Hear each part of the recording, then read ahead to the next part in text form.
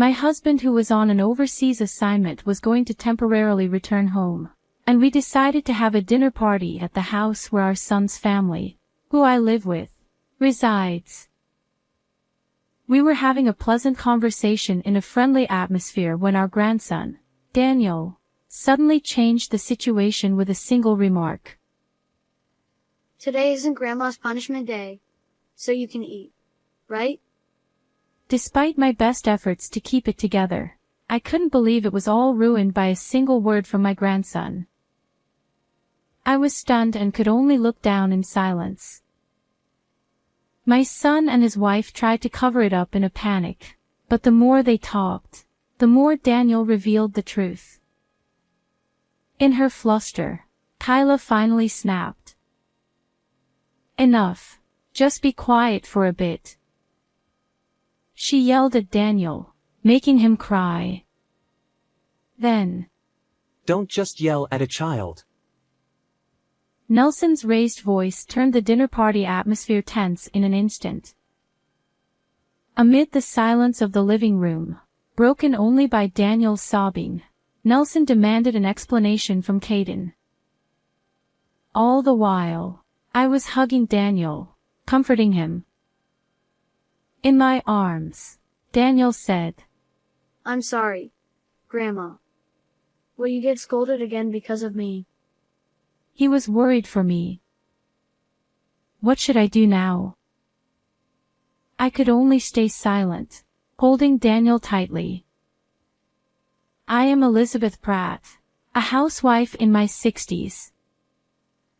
Nelson and I fell in love while working at the same company, so it was really tough until we decided to get married and I quit my job. In those days, without phones, it wasn't easy to exchange contact information, and there was a general attitude of keeping workplace romances secret. So, until we got engaged, I was always on edge, worried that my boss might find out. Even after our engagement, we struggled with seating arrangements and speeches for the wedding, to the point where I didn't know who the wedding was for anymore. Moreover, any slip-up could lead to Nelson, who stayed with the company, being subject to snide remarks later, so we couldn't afford to relax. However, thanks to those struggles, we are now bound by a strong bond. I realized this especially when Nelson's overseas assignment was decided, leading to us living apart. 3 months before his departure, I think I can come back within 3 years, but I'm worried. Why don't you come with me? I appreciate the thought, but at my age, moving overseas is too much. Unlike you, I can only speak English. Nelson was always worried about leaving me alone in America. Besides, if anything happens, Caden and his family are here, and we can always talk on the phone, so don't worry too much. Yeah, you're right. Caden is our only son. 14 years ago, when Caden started university, he moved out to live on his own. After graduation, he met Kyla in the cafeteria at his workplace, and they got married 7 years ago. 2 years after their marriage, our grandson Daniel was born. Caden, who rarely came home when he was single, started visiting regularly after Daniel was born. Both Nelson and I always look forward to seeing Caden's family. But beyond that, our time as a couple was very peaceful and enjoyable. Especially, Nelson planning trips for us during his long holidays made me happy. I've been busy with work and left everything at home to you. From now on, let's spend more time together as a couple. He would always take me to the places I wanted to go. For us, this was the first time Nelson had to live alone for work. Moreover, since it was overseas, returning home wouldn't be easy. It was understandable that Nelson was worried. However, if anything happened, Caden's family, living just 15 minutes away from the nearest bus stop, could help. So I always reassured Nelson that there was no need to worry. About a month and a half before Nelson's departure, I injured my back and had to go to the hospital. It was a mild case of a herniated disc, so I could manage going to the hospital and maintaining minimal daily activities on my own. However, to Nelson, who was about to leave, it was a major concern, and he said he would delay his departure until my back healed. I appreciate the thought, but it's not something that should delay your work. But I can't leave you alone like this. What if something happens? I tried to reassure him, but Nelson was adamant about not leaving me alone. Days passed with our discussions going nowhere. We're both adults, so don't worry about something like this. If anything happens, Caden and his family will help. As usual, I was trying to convince Nelson. Then, he had a flash of inspiration and said, Caden. That's it. Let's ask if you can live with Caden. Ha! Nelson immediately called Caden, and explained my back situation and his overseas assignment. After hearing the story, Caden said, I understand. I'll talk to Kyla, so give me a moment. He then hung up. I thought it was impossible for them to agree to such a sudden request to live together. However, Caden's answer was completely opposite to my expectations. Kyla agrees too. It's only for about 3 years, right? That's no problem at all. I see. That's a relief. We should thank Kyla soon. Caden, take care of your mom. So, I ended up living with Caden's family, pushed by Nelson. Caden's wife, Kyla, worked as a chef in the same company cafeteria where she met Caden. A year ago, they opened their dream restaurant and both worked hard together. I'm sorry for asking you to take care of me when you're so busy with the new restaurant. A few days after deciding to live together, we had a dinner with Caden's family. While Nelson and Caden were chatting and drinking, I quietly apologized to Kyla. I thought it must be a burden for Kyla to take care of an injured mother-in-law for 3 years, especially at such an important time for her restaurant. However, Kyla said, Don't worry about it. We help each other in times of need. Also, once you feel better, could you occasionally look after Daniel? Kyla asked me. He's in daycare, but he's always alone from evening to night. Seeing Kyla's apologetic expression, I understood why she agreed to live together. She probably wanted me to look after Daniel. Of course. If there's anything else I can do, don't hesitate to ask. I replied with a smile, and Kyla also smiled, relieved. I was truly relieved that I wasn't just a burden. Living with Caden's family was more peaceful and comfortable than I had expected. Not only did they accept me willingly, but they also provided me with a room of my own since they had an unused one. Wanting to be of help to Caden's family, I started doing the laundry, washing dishes, and picking up Daniel from daycare. I also began cooking dinner in place of Kyla, who often worked late due to preparations for the next day. Caden and Kyla always expressed their gratitude, and I could spend all my time with my adorable grandson. Although this cohabitation started on Nelson's sudden whim, I was truly happy and spent each day grateful to my husband and son. However, this happy time did not last long. The trigger was an innocent comment Daniel made during dinner. I like Grandma's food better than Mom's. Oh dear. Thank you.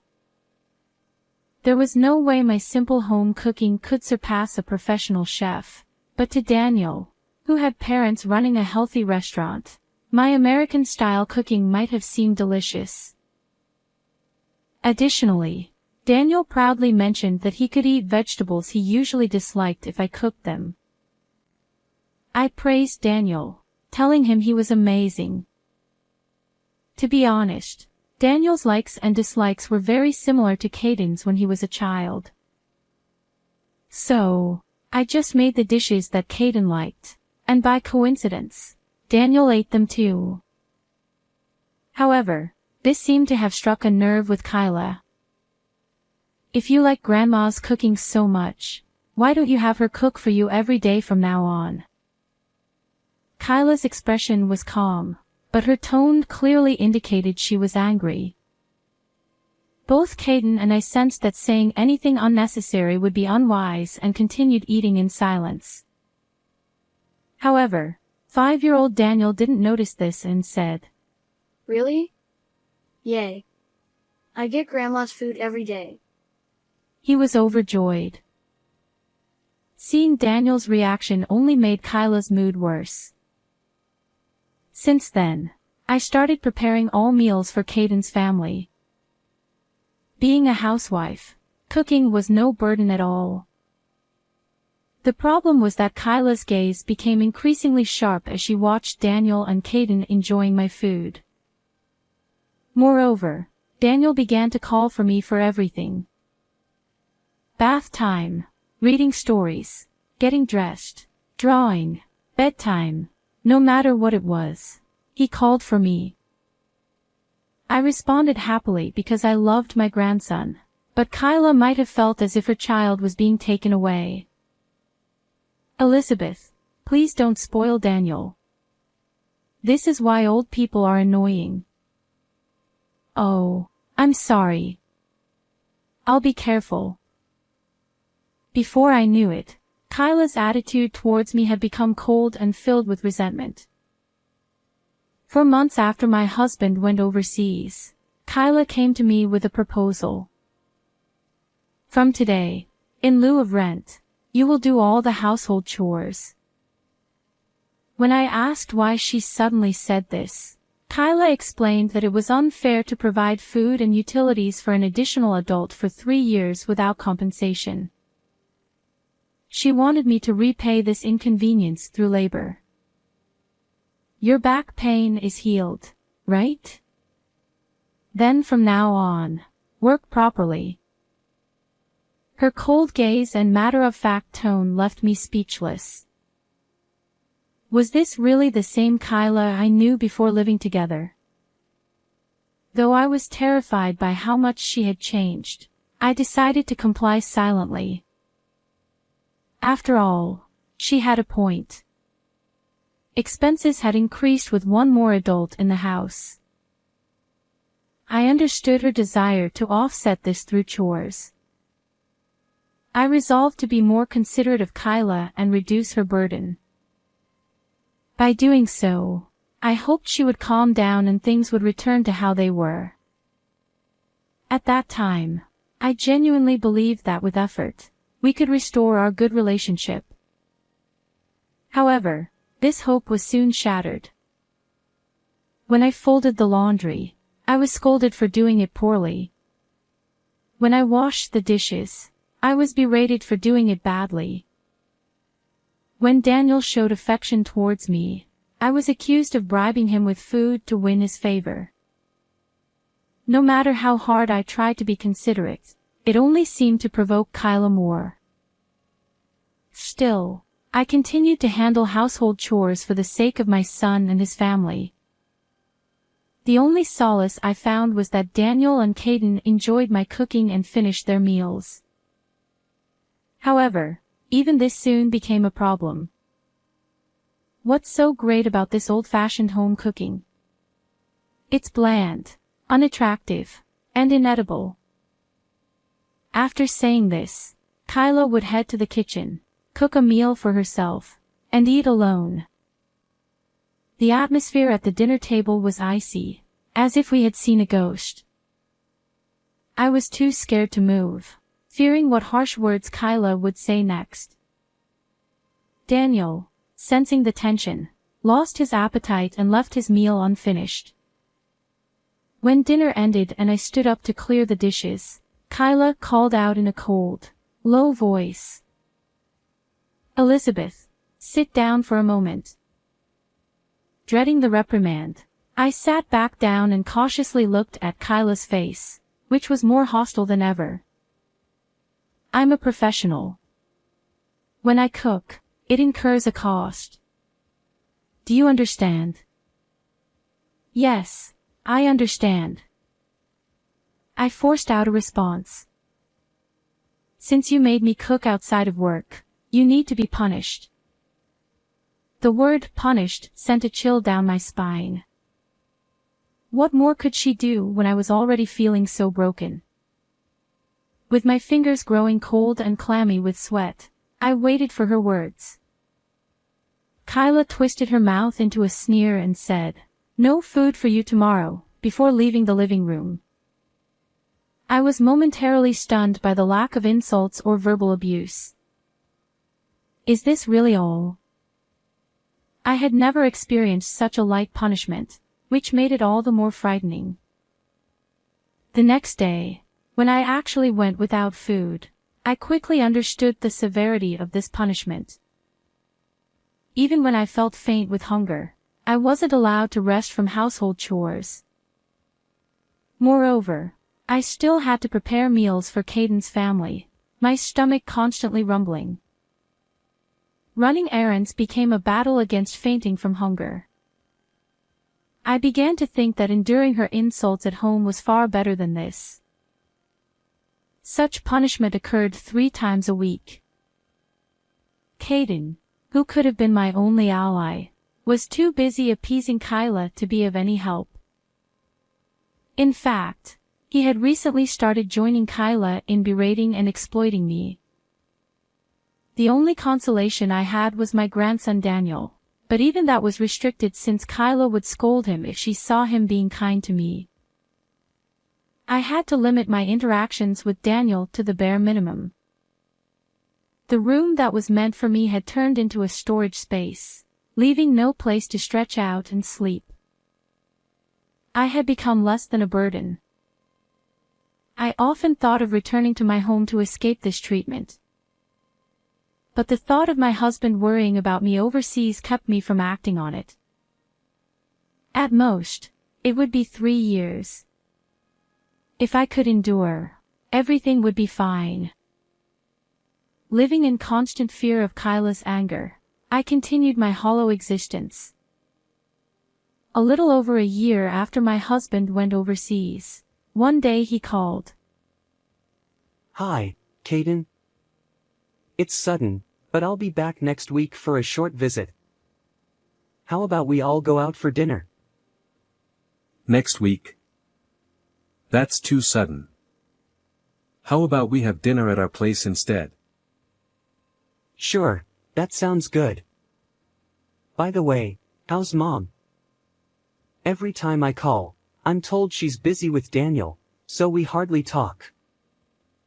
Yeah, she's fine. We'll see you next week then. Caden ended the call abruptly.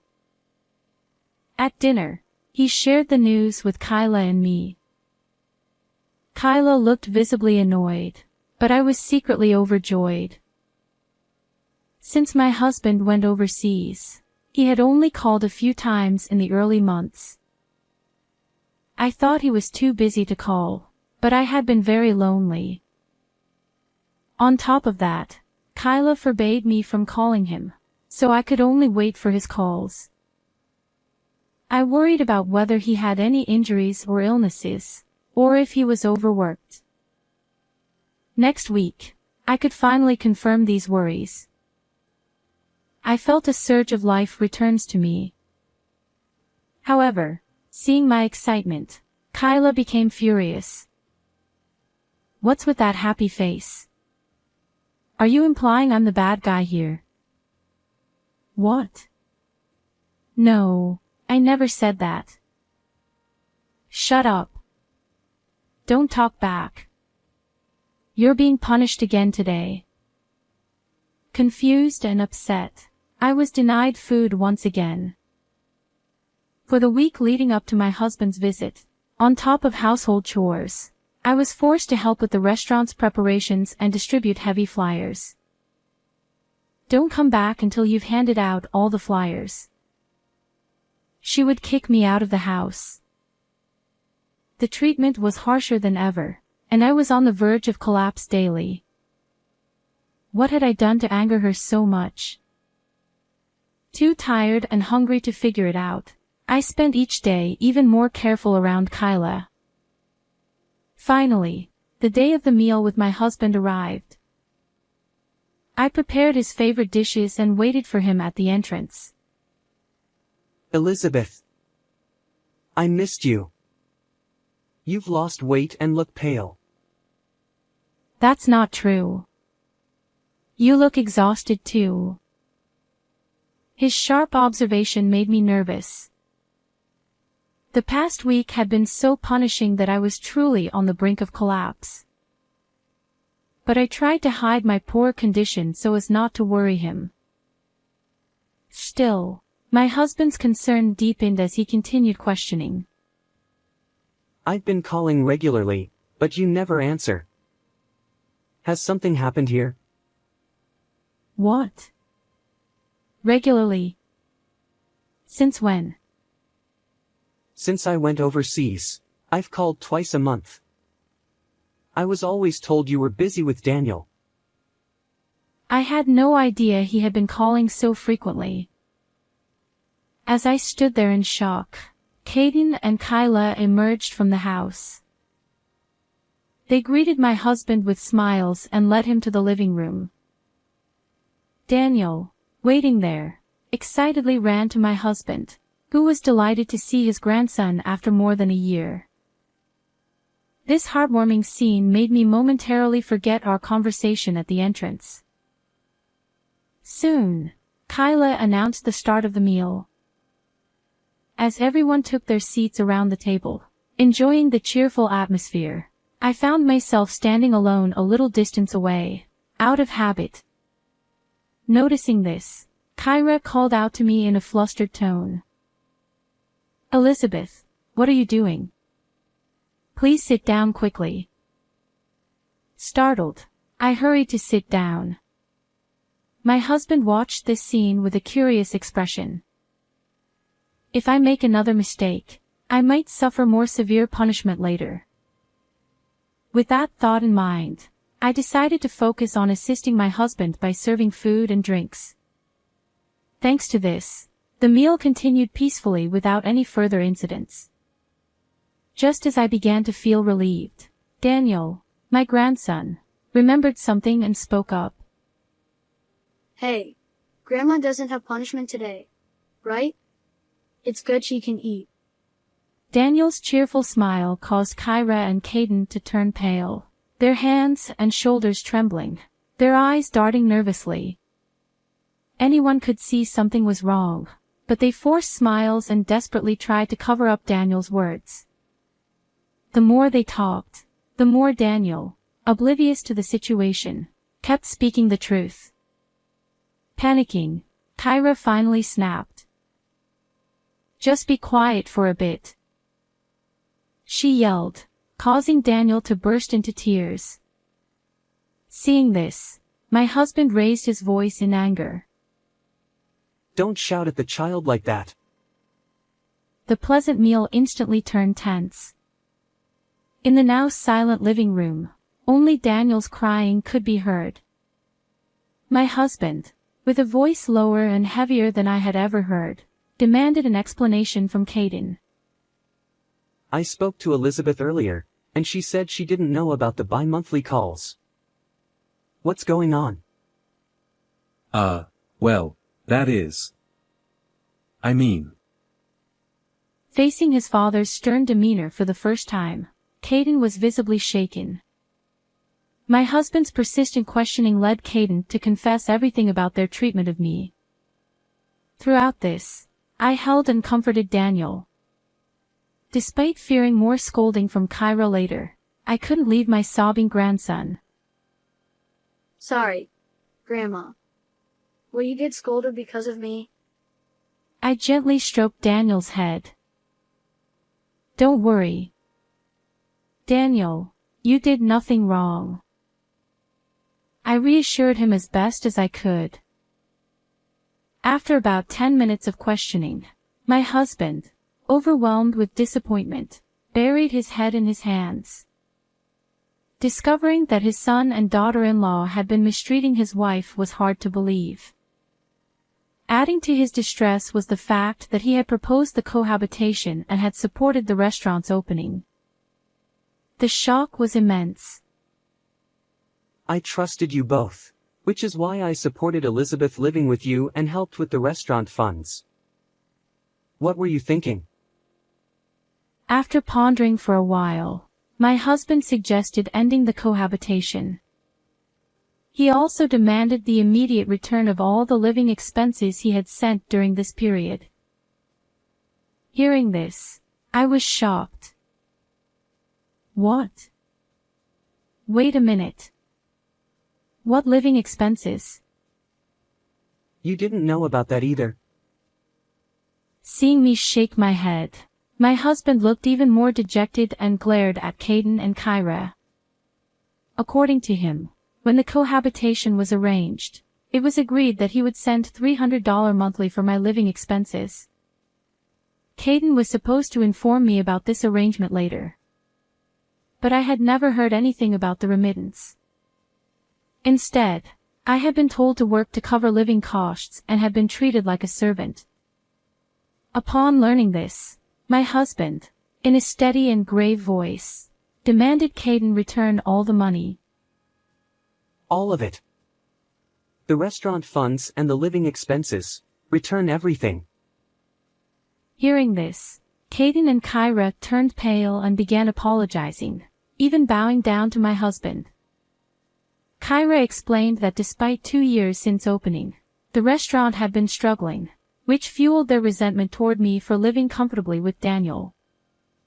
Caden admitted to keeping the remittance for themselves and preventing my husband's calls to hide their actions. Although they apologized and promised to change, my husband's anger did not abate. He took me back to my family home and, during his short stay, retrieved all the money he had given Caden and Kyra. Before his departure, he arranged for me to stay at a business hotel, ensuring my safety until he could return from overseas. I'll arrange to come back to the US soon. The hotel staff will keep you safe until then. Though I felt staying at home was enough, I agreed, not wanting to worry him further. Hotel life proved to be comfortable, and my health and spirits improved remarkably. In less than a month, my husband returned. The hotel bill was staggering, but he was relieved to see me looking healthier. I felt profoundly grateful to have such a caring husband. Back home, Caden and Kyra frequently visited, pleading for more financial support. However, the trust once broken could not be restored. Their restaurant, struggling even more, eventually closed within 2.5 years. Their dreams shattered, and their marriage fell apart. Kyra left, taking only her belongings, leaving Caden with their son, Daniel. Caden, now burdened with debt and child-rearing, turned his life around, finding a new job and working hard. To support him, I began caring for Daniel again. Though we provided no financial help, I took care of Daniel when Caden worked late. Daniel, soon to be a primary school student, proudly showed off his new backpack. Look at this backpack. It's so cool with this gold part. Thank you, Grandpa and Grandma. Watching Daniel, full of pride, always brought me joy. My husband and I look forward to supporting Daniel and hope Caden finds a kind and compassionate partner. How did you like this story? Please subscribe to our channel. See you in the next video.